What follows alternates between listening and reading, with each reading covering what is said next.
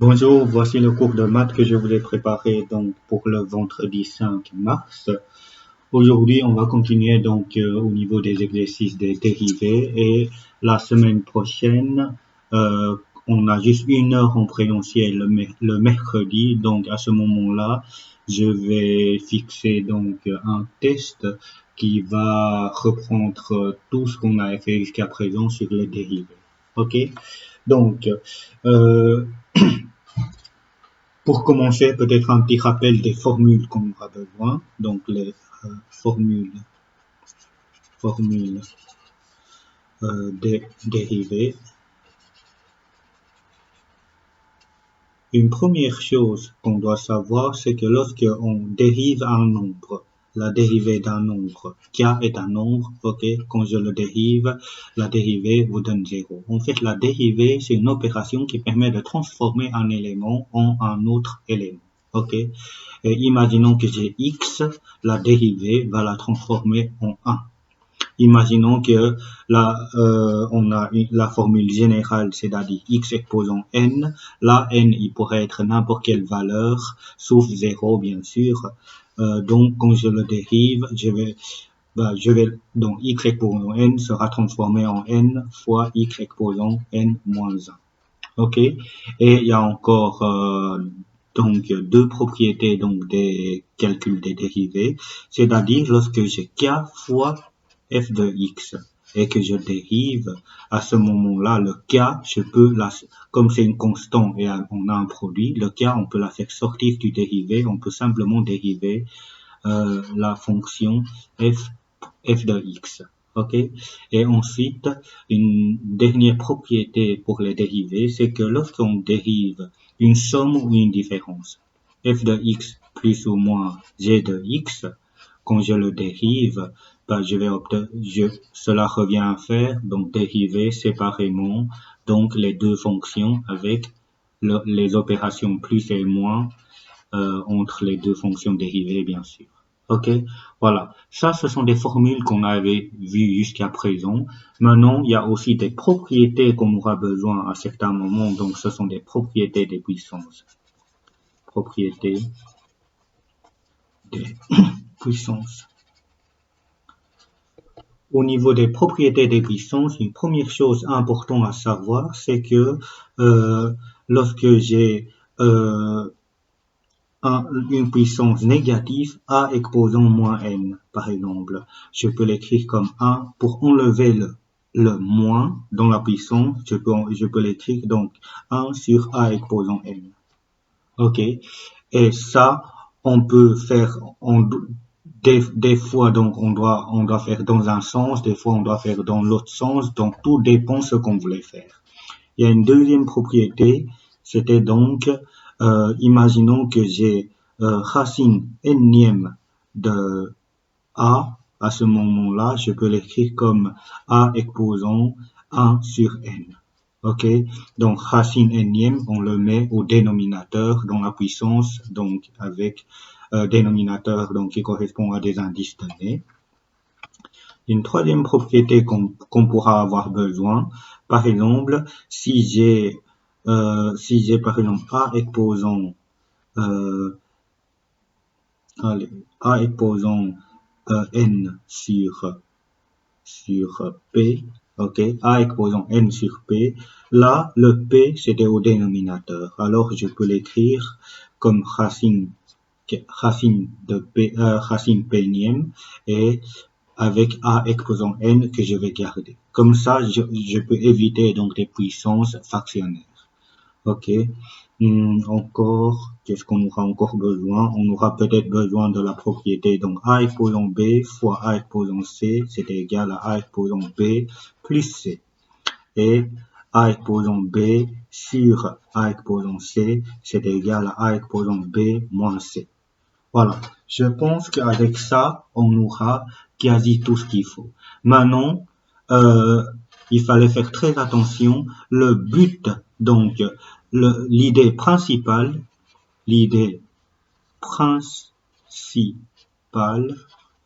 pour les exercices de dérivés, c'est d'obtenir obtenir l'expression sous forme de x exposant n avant d'appliquer les formules de dérivée.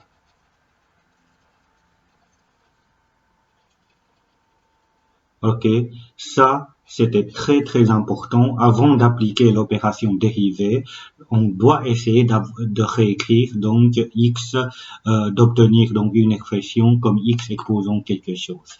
Ok, voilà. Avec ça, on va continuer à corriger donc les exercices qu'on avait commencé aujourd'hui en classe. On n'avait pas terminé.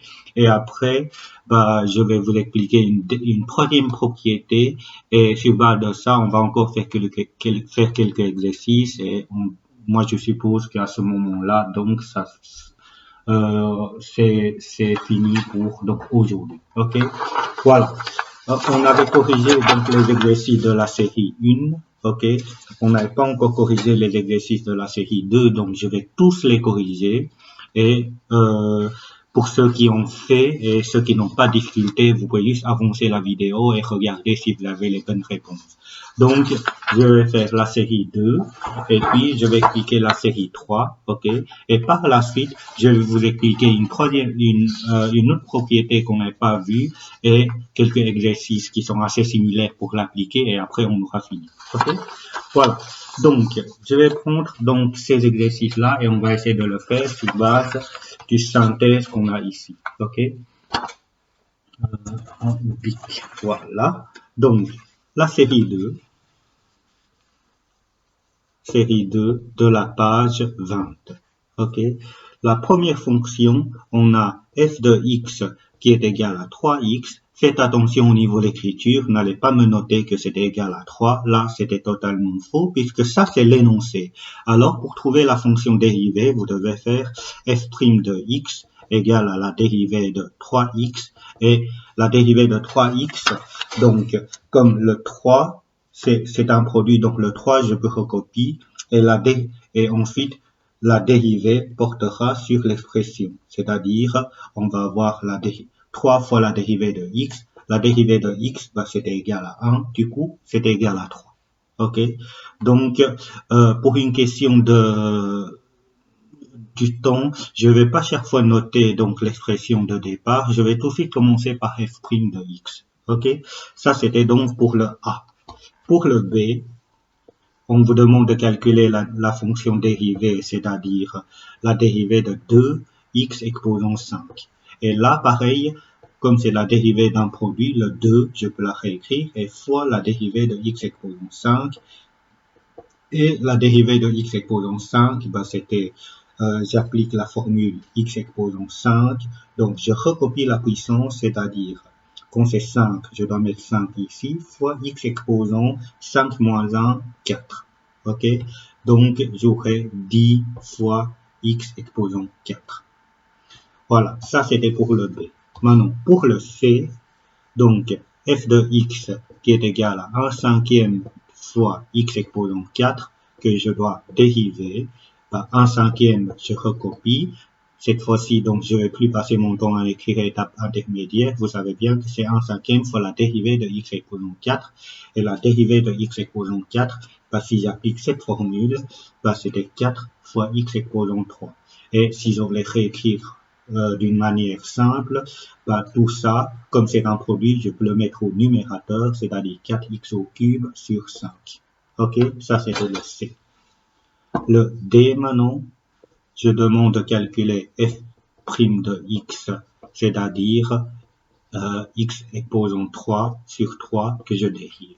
Ok, et ici, c'est important de voir l'expression comme 1 tiers fois x exposant 3, puisque ça ou ça, c'est la même chose. Pourquoi j'écris de cette manière-là? C'est puisque comme ça, je peux avoir k fois f de x, c'est-à-dire k fois x au cube. Donc, que je dérive, pardon, ça, il fallait pas oublier. Donc, la dérivée de 1 tiers, c'était donc c'est un produit, donc un tiers on recopie, fois la dérivée de x exposant 3, c'est-à-dire 3x carré. Et donc le 3 et le 3 se simplifient, il reste juste le x carré. Ok, ça c'était donc le D. Le E maintenant, on a f de x, donc la dérivée c'était donc 3x carré moins 4x plus 2. Si je dérive ça doit aller tout seul maintenant. Je recopie le 3 fois la dérivée de x carré, c'était 2x, moins 4 fois la dérivée de x qui vaut 1, donc fois 1, plus la dérivée de 2, ok, plus la dérivée de 2, mais la dérivée de 2, c'est la dérivée d'un nombre. On sait bien que c'est égal à 0, c'est pour ça que on n'est pas obligé de l'écrire. Ok, du coup, l'expression, c'était 6x moins 4. Voilà, ça, c'était pour le E. Pour le F, on a f de x, la dérivée qui vaut 2x exposant 6 plus 5x exposant 3 que je dois dériver. Donc, le 2, je recopie. La dérivée de x exposant 6, c'était 6 fois x exposant 5, plus 5 fois, donc la dérivée de x exposant 3, c'était 3 fois x au carré. Donc, 2 fois 6, 12 fois x exposant 5, plus 15 fois x au carré. Ok? Ensuite, le G maintenant. Le G, c'était donc f de x que je dois dériver, c'était 1 cinquième x exposant 5 moins x au cube sur 2. Et là, je dérive. Ok? Et là, de nouveau, une question d'écriture. Je vais d'abord écrire ça d'une manière plus facile à comprendre. Ceci, cette expression-là, je peux la réécrire comme 1 demi fois x exposant 3. C'est tout à fait la même chose. Ok? Donc, ici, ce que je vais avoir, donc, c'était 1 cinquième fois la dérivée de x exposant 5, c'est-à-dire 5x exposant 4, moins 1 demi fois la dérivée de x exposant 3, c'était 3x carré. Donc là, 5 et 5 se simplifient, et après il reste donc x exposant 4, plus moins, donc là, je vais avoir une fraction. Le dénominateur, c'est 2. Le numérateur, c'était 3x carré. Ok? Comme ça, on aura fini. Ça, c'était le G. Et après, le H. Donc, f de x, la dérivée qui vaut 3 moins x. Et là, je dois dériver ceci. Dérivée de 3, c'était là, comme c'est une somme, comme c'est une différence, donc je dérive séparément. Donc, la dérivée de 3, ça fait 0, moins la dérivée de 1, ça vaut 1. La dérivée de x, ça vaut 1. Ok? La dérivée de x égale à 1. Donc, je vais avoir moins 1. Ça, c'était donc le H. Et puis, le I, on a, je vous demande de calculer la dérivée de x exposant 3 fois x exposant 2 que je dérive. Mais ici, faites attention. Certains vont faire l'erreur suivante, c'est-à-dire qu'ils vont me dire la dérivée de... ils vont calculer ceci, en fait. Ok? Certains vont calculer ceci. Et ils vont me dire que c'était égal à 3x carré fois 2x, ce qui fait qu'après, je vais obtenir 6x au cube. Mais ça, c'est totalement faux, puisque on peut distribuer donc la dérivée quand c'est une somme ou une différence. Mais ici, c'est un produit. Quand c'est un produit, qu'est-ce qu'on doit faire? On doit, comme on n'a pas de propriété pour des produits, on doit essayer de rassembler l'expression. C'est-à-dire, on doit essayer d'obtenir x exposant quelque chose, la dérivée. Et là, on a une propriété. C'est quoi la propriété? La propriété puissante qui me dit a exposant b fois a exposant c me donne a exposant b plus c. Du coup, x exposant 3 fois x exposant 2, je vais avoir x exposant 5. Et la dérivée de x exposant 5, c'était 5 fois x exposant 4. Ok? Ça, c'était donc le I. Le J maintenant. Là, le J, c'est pareil. Hein? F de x égale à 5x exposant 7 sur 2x exposant 2. Je dérive. Et là, l'erreur, oui, j'ai oublié un prime ici. Là, l'erreur traditionnelle, c'est qu'on va me dire, je vais faire ça, divisé par 2x que je dérive.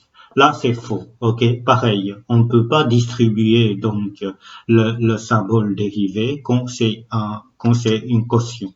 Donc, qu'est-ce qu'on est censé de faire? Bah, déjà, 5 demi, je recopie. OK?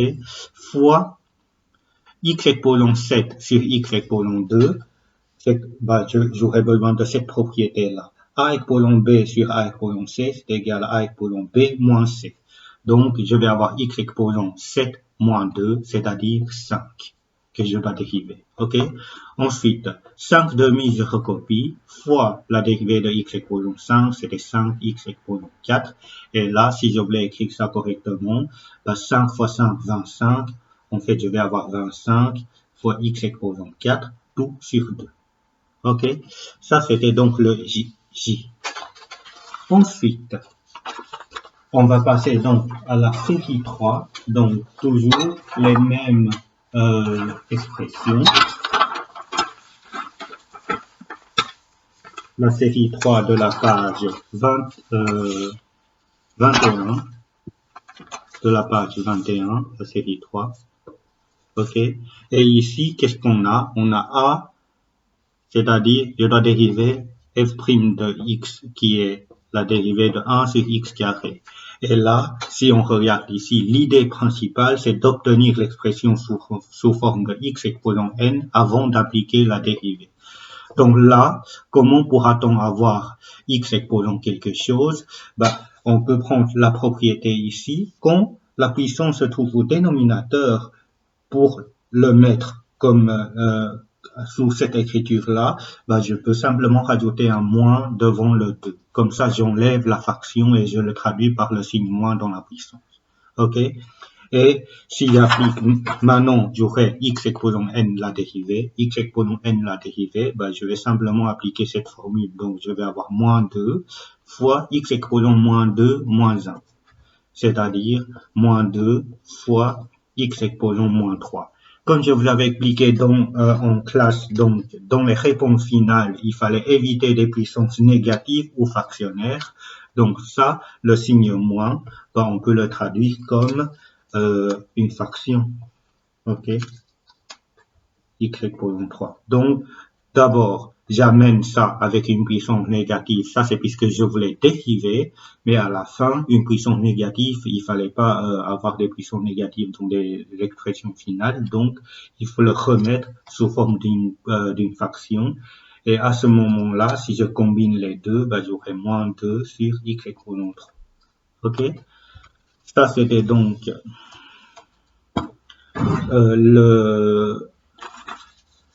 le B, le A, le B maintenant, c'était donc la dérivée de la fonction qui est 5 sur x au carré.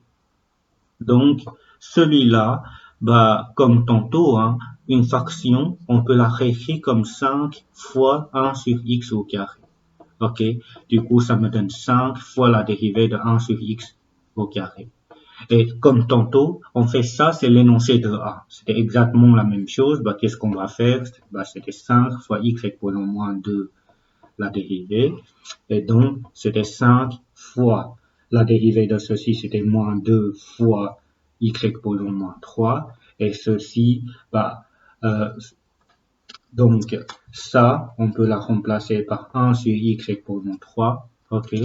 Donc, 5 fois moins 2, moins 10 sur x exposant 3. Donc ça, c'était la réponse finale pour le B. Pour le C maintenant, le C, ça c'était un compliqué, ok? Oui, pour cet exercice-là, j'ai oublié de dire, je vous conseille aussi d'arrêter au fur et à mesure des vidéos pour essayer des exercices par vous-même, ok? Donc le C, c'était donc la dérivée de la fonction 2 fois racine quatrième de x exposant 3. Et là, si je voulais la dériver, je sais bien que le 2, comme c'est un produit, je peux le garder, fois racine quatrième de x exposant 3 que je dérive. Maintenant, racine quatrième de x exposant 3, le but, l'idée principale, c'est de l'obtenir sous forme de x exposant n. C'est-à-dire, est-ce que ça, je peux l'écrire comme x exposant quelque chose? Ici, bah, en fait, oui. Pourquoi? Puisque quand j'ai racine pénième de A exposant n, je peux l'écrire comme A exposant n sur P. Sur P, c'est puisque on a une racine qui a l'indice P. Ok. Du coup, c'était 3 sur 4. Pour 3, c'est puisque j'ai x exposant 3. Et 4 au dénominateur, c'est puisque j'ai racine quatrième. Et là, si j'applique donc la formule x exposant n, donc je vais avoir donc 2 fois, d'abord je recopie la puissance, et puis fois x exposant 3 quarts moins 1. Donc ici, 2 et 4 se simplifient, il reste 2, donc 3 demi, fois x exposant 3 quarts moins 1, ça me donne moins 1 quart. Ok, 3 quarts moins 1, c'était 3 quarts moins 4 quarts. 4 quarts, c'est 1. Et le même dénominateur, donc c'était 4 et 3 moins 4, c'était bien moins 1. Ok, donc ensuite, ça je recopie. Déjà ici, je vais traiter le signe moins. Comment on pourra faire disparaître des puissances négatives? Bah, je dois le mettre au dénominateur, un quart. Et si je, pareil, hein, tantôt je vous avais dit qu'il fallait, dans la réponse finale, il fallait pas avoir des puissances négatives, et il fallait pas avoir des puissances fractionnaires. Du coup, x exposant un quart, x a exposant 1 sur n, par exemple, on peut l'écrire comme racine nème. Donc, ici, je vais avoir 3 demi fois 1 sur racine quatrième de x. Ok, c'est un 4. Je vais noter correctement. Donc, fois 1 sur racine quatrième de x. Voilà. Ok, ça c'était pour le C. Maintenant, pour le D, j'ai donc f de x qui est égal à moins 3 sur racine de x. Là, pareil, je dérive et je dérive. Donc, là, comme tantôt, hein, quand c'est une fraction, on peut toujours l'écrire comme moins 3 fois 1 sur racine carrée de x. Ok, et ensuite, moins 3, je recopie, fois 1 sur racine carrée de x que je dois dériver. Ok, ensuite, moins 3, donc, fois ceci, je dois l'écrire comme x exposant quelque chose. Et là, c'est quoi c'est quelle puissance qu'on doit mettre? Et déjà, il y a la racine carrée que je dois mettre en demi. En plus de ça, c'était une puissance en dessous au dénominateur. Bah, je dois mettre un signe moins pour dire que voilà, la puissance est au dénominateur. Donc, maintenant, si je dérive, j'ai moins 3 fois la dérivée de x exposant moins 1 demi. De nouveau, c'est cette formule que j'applique. Hein. Je vais d'abord recopier donc le moins 1 demi fois x exposant moins 1 demi moins 1. Donc, moins 3 fois moins 1 demi, bah, moins, ça me donne plus. Donc, c'était 3 demi fois x exposant moins, donc 1 demi moins 1, 3 demi. Ok, moins 3 demi. Et ensuite, le moins, je dois le traduire dans le dénominateur, donc 3 demi. 3 demi. Et après, donc, ceci, je peux l'écrire comme racine carrée de x exposant 3, puisque le 3, je dois le recopier au-dessus de puissance, et le carré, le demi, ça se traduit par racine carrée. Ok, donc la série 3, c'était un tout petit peu plus dur. Pourquoi? Puisqu'on aura besoin de beaucoup de propriétés des puissances.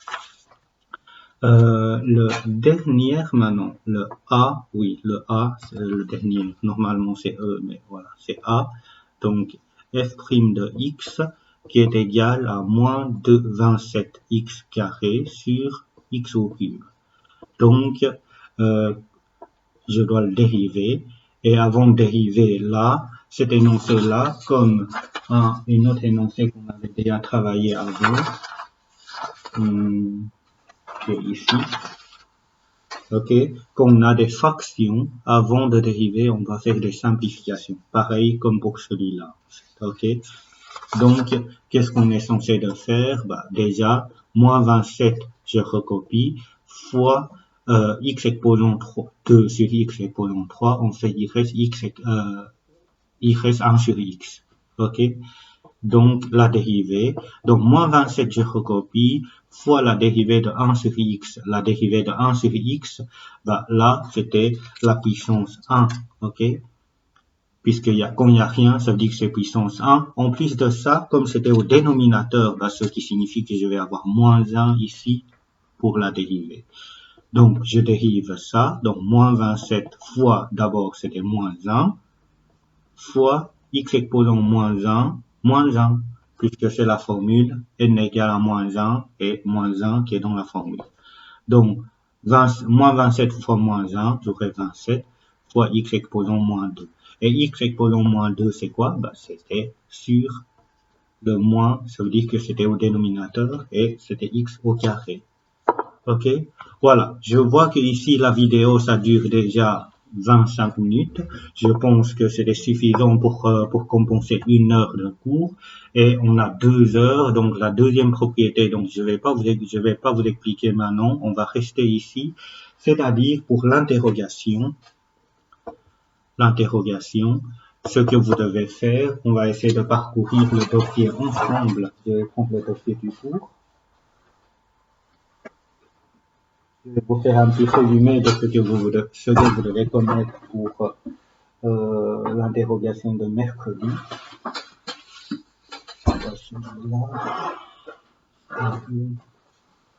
Bon, c'est fini.